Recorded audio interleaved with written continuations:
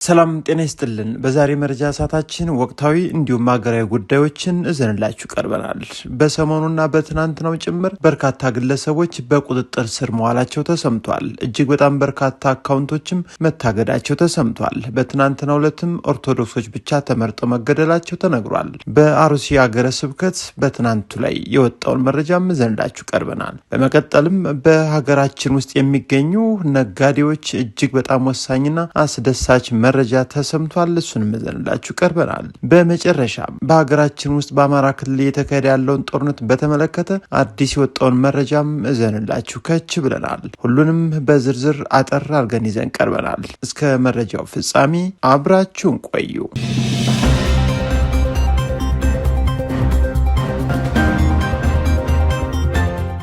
ጤና ይስጥልን። ወደ ዕለቱ ዝርዝር መረጃ መራን። በቅድሚያም በትናንትናው ዕለትም በትክክል ኦርቶዶክሶች ብቻ ተመርጠው ተገለዋል ተብሏል። የአርሲ ዞን በዛሬው ዕለትም በትክክል 3 ሰዎች ተገለዋል ያሉት በትናንትናው ዕለት የአርሲ ዞን ሀገረ ስብከት ናቸው።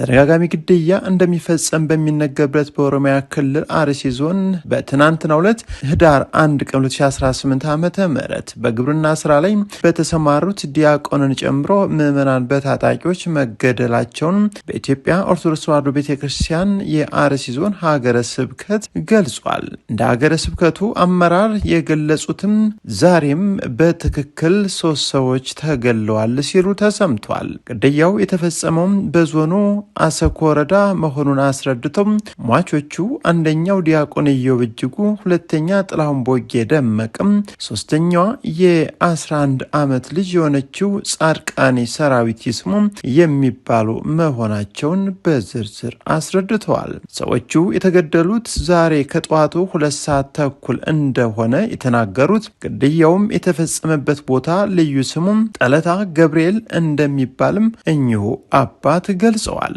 ቦለቄ እየወቁ እያለ የጠቀሰው ቦታ ላይ ነው የገደሏቸው ሲሉም ያስረዱ ሲሆን ግድያውን የፈጸሙት የታጠቁ ኃይሎች መሆናቸውንም ገልጸዋል። አዲሱ የአሰኮ ወረዳ ግድያ የተፈጸመው የኢትዮጵያ ሃይማኖት ተቋማት ጉባኤ ከጥቅምት 2018 ዓመተ ምህረት አጋማሽ ጀምሮም በዞኑ የተፈጸመውን ግድያ ለማጣራት ላኩት ያለው ልዑክ ቡድን ያጠናቀረውን የመጀመሪያ ዙር ሪፖርት ባቀረበበት በተመሳሳይ ቀን ነው። በዚሁም ልዑካኑ በ4 ወረዳዎች አሰባሰብኩት ባለው ሪፖርትም ግድያ መፈጸሙን ገልጾም በአርሲ ዞን ምዕመናን ላይ የተፈጸመውን አሰቃቂ ግድያ የፈጸሙት በኦሮሚያና በአማራ ክልል ታጥቀው የሚንቀሳቀሱ ኃይሎች ስለመሆናቸው መረጃ አግኝተናልም ብሏል። ይሁን እንጂ በጥቅምት 2018 ዓ.ም ስለተፈጸመው ግድያ ምላሽ እንዲሰጡ ምንም እንኳን ቲክቫህ ኢትዮጵያ ወደ ክልሉና ዞኑ አካላት ሙከራ አድርጎ ቀጥተኛ ምላሽ ለመስጠት ፈቃደኛ ባይሆኑም የአርሲ ዞን አስተዳደር አቶ ኢብራሂም ከድር ግን በዞኑ ግድያ ተፈጸመ መባሉ ሐሰት ነው ሲሉ ለቢቢሲ በወቅቱ ገልጸው ነበር። ቲክቫህ ኢትዮጵያም ስለ ጥቅምቱ ግድያ በወቅቱ ምላሽ የጠየቃቸው አንድ የክልሉ አካል ደግሞ አርሲ ምን አጥፍቶ ነው የሚጠቃው ብለው ዝርዝር መረጃ ከመስጠትም ተቆጥበው ነበር። በሌላ በኩል ጉባኤው ትናንት ባቀረበው ሪፖርትም ግድያው አንድን ሃይማኖትና ብሔር ተኮርን ያደረገ አይደለም ማለቱ ተሰምቷል። ወደ ቀጣዩ መረጃችን ስናመራ አነጋጋሪ ዜና ተሰምቷል። በርካታ ግለሰቦች በቁጥጥር ስር መዋላቸው ተሰምቷል። እንዲሁም እጅግ በጣም በርካታ የሆኑ አካውንቶችም በኢትዮጵያ ባንኮች መታገዳቸውን የተሰማው 519 የባንክ አካውንቶች የታገዱ ሲሆን 112 ኢትዮጵያውያንና የተለያዩ የውጭ ሀገር ዜግነት ያላቸው ተጠርጣሪዎች በቁጥጥር ስር መዋላቸው ተሰምቷል። የክሪፕቶ ከረንሲ መተግበሪያን በመጠቀምም በህገወጥ መንገድ የውጭ ምንዛሬን ሲያዘዋውሩ የነበሩ አካላት ላይም እርምጃ ተወስዷል። የብሔራዊ መረጃና ደህንነት አገልግሎት በተቀናጀ መንገድ ህገወጥ የውጭ ምንዛሬ አሻጥሮችን ሲፈጽሙ ተደርሶባቸዋል ያላቸውን 112 ተጠርጣሪዎች በቁጥጥር ስር መዋላቸውን ገልጿል።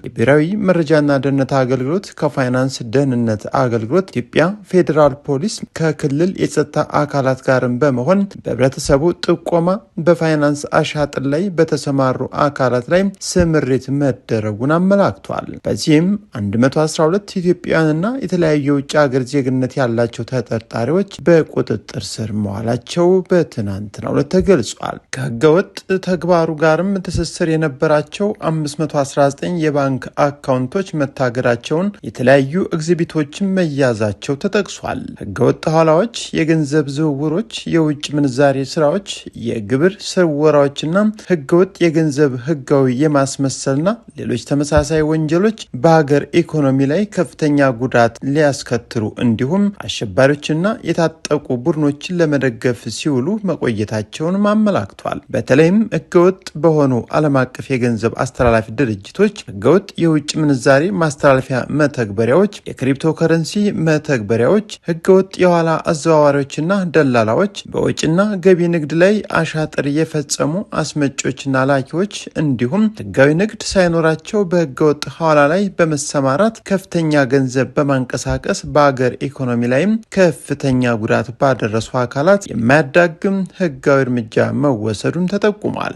በተለያዩ ዓለማት የሚገኙ ኢትዮጵያውያንን የሚልኩትን ከፍተኛ የውጭ ምንዛሬ ወደ ሀገር ውስጥ እንዳይገባ የብሔራዊ ባንክን መመሪያ በሚጥስ ሁኔታ በሀገር ኢኮኖሚ ላይ ከፍተኛ ጉዳት ሲያስከትሉ የቆዩ ህጋዊ ፈቃዳቸው በፈጸሙት ተደጋጋሚ ጥፋት በኢትዮጵያ ብሔራዊ ባንክ የተሰረዘባቸው ዓለም አቀፍ የሐዋላ አስተላላፊዎችና ህገወጥ የሐዋላ ድርጅቶችም እርምጃው እንደተወሰደባቸው አሳውቋል። በተጨማሪም በሀገር ውስጥ ህገወጥ የውጭ ምንዛሬ ማስተላለፊያ መተግበሪያዎችን በመጠቀም ሀብትን ከሀገር በማሸሽ ላይ ያሉ ድርጅቶች ባለቤቶችም በቁጥጥር ስር እንደዋሉ መረጃው አመላክቷል። የብሔራዊ ባንክ ህግን በሚጥስ ሁኔታና ያለምንም ፈቃድ የክሪፕቶ ከረንሲን መተግበሪያን በመጠቀም በህገወጥ መንገድ የውጭ ምንዛሬን ሲያዘዋውሩ የነበሩ አካላት ላይም እርምጃ እንደተወሰደ አመላክቷል። አሁንም የሚወሰደው እርምጃ ተጠናክሮ እንደሚቀጥል አገልግሎቱ በላከው መግለጫ አሳውቋል።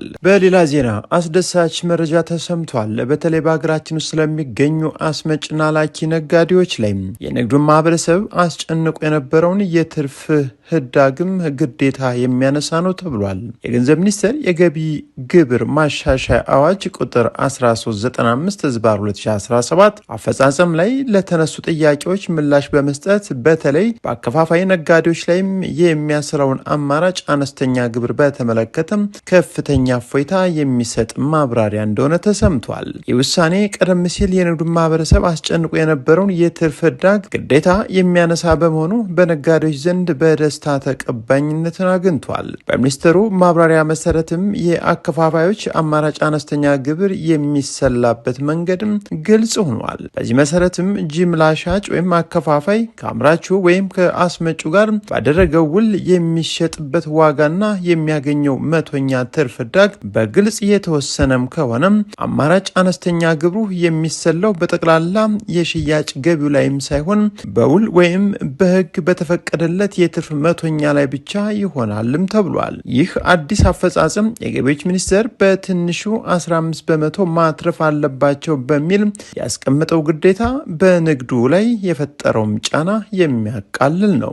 ይሁንና ይህንን ውሳኔ ለመጠቀም አከፋፋይ የመሸጫ ዋጋና የትርፍ ህዳግ በውል መወሰኑ የሚያረጋግጥ ህጋዊ ሰነድ ለግብር ባለስልጣናት ማቅረብ ይኖርበታል። ይህንን የገንዘብ ሚኒስቴር ማብራሪያ ተከትሎ ነጋዴዎች ለካፒታል ጋዜጣ በሰጡት አስተያየትም ውሳኔው የንግዱን እንቅስቃሴ የሚያነቃቃ እናም ከገበያ እውነታ ጋር የሚጣጣም ፍትሐዊ እርምጃም ሲሉ ገልጸውታል። ወደ ሌላኛው የዕለቱ መረጃ መራን። በአማራ ክልል ውስጥ ያለው ጦርነት አሁንም እንደቀጠለ ነው። የበርካታ ህይወቶችን እየቀጠፈ ያለው ይህ ሀይባ እያጣም ይመስላል። መንግስትና ታጣቂ ኃይሎች ለድርድር እንዲቀመጡ እንሰራለን ሲሉም የህዝብ ተወካዮች ምክር ቤት አባላት መናገራቸው ተሰምቷል። በአማራ ክልል የሚንቀሳቀሱ ታጣቂ ኃይሎች ከፌዴራል መንግስት ጋር ያላቸውን ልዩነት በድርድር እንዲፈቱና በክልሉ ሰላም እንዲሰፍን በሁሉም ወገኖች ላይ ጫና ለማሳደር እንደሚሰሩ አህዱ ሬዲዮ ያነጋገራቸው የህዝብ ተወካዮች ምክር ቤት መግለጻቸው ተሰምቷል።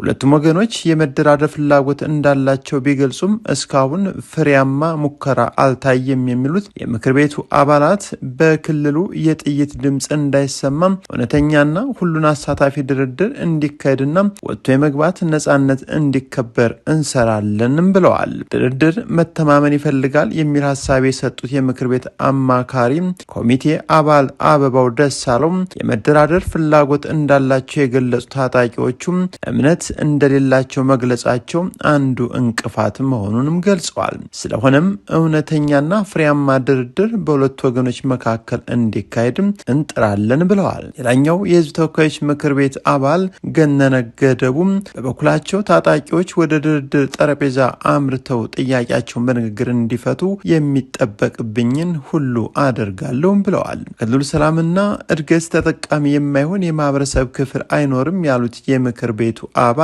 ፌዴራል መንግስትም ሆነ ታጣቂው ለሰላም ያላቸውን ፈቃደኝነትና ለህዝቡ ያላቸውን አሳሳቢነት ለድርድር በመተባበር ተኩስ በማቆምና ወጥቶ የመግባት ነጻነት እንዲተገበር የድርሻን በመወጣት እንደሚያሳዩ ጠይቀዋል። የአማራ ክልል ህዝብ በሰላም እጦት ምክንያት ለከፋ ፖለቲካ፣ ምጣኔ ሀብታዊና ማህበራዊ ችግር እየተጋለጠ እንደሆነ ያነሱት የምክር ቤት አባላቱም በክልሉ ያለው ቀውስ ወደ ተረጋጋ ሁኔታ እንዲመለስ ሁሉም ወገን መተባበርና መረባረብ እንደሚገባው አሳስበዋል። የተራዘመ ግጭት ፖለቲካዊ፣ ማህበራዊና ምጣኔ ሀብታዊ ኪሳራው የከፋ እንደሆነ በመጥቀስ ስለ ችግሩ ከማውራት ይልቅ ስለ መፍትሄው መነጋገር የበለጠ እንደሚጠቅም አስምረውበታል። ጠቅላይ ሚኒስትር አብይ አህመድም ባሳለፍነው ሳምንት መጨረሻ የዓለም አቀፍ ቅርስ የሆነውን የጎንደር አብያተ መንግስት እድሳት በመረቁበት ወቅትም በክልሉ ለሚንቀሳቀሱ ታጣቂ ኃይሎች ባስተላለፉት መልእክት ጊዜ አታባክኖ ወደ ድርድር ተመለሱ ማለታቸው ይታወሳል። ለዕለቱ ያዘጋጀነው መረጃ በዚህ ያጠናቀናል። መልካም ጊዜ